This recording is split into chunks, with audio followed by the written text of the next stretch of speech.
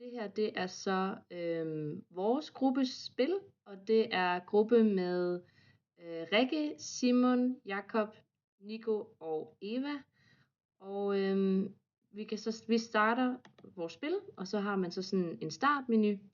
hvor at man så kan vælge mellem Ferrari eller McLaren, og så skal man så trykke på A, så bliver man så Team Ferrari, og så kommer man så ind på kørebanen som den bil, man så har valgt. Og så hvis man så rammer ind på nogle af de her forhindringer, så skal farten så sænkes, som den gør. Nu har man været pitstop, der er endnu et pitstop der, og så kommer farten så op, men hvis man rammer endnu en forhindring, så sænkes farten, og så vinder den igen. Og her så har man selvfølgelig også valget mellem, og nu vil man gerne være McLaren, så bliver man Team McLaren, og så starter den ellers der, så bliver man så en blå bil, og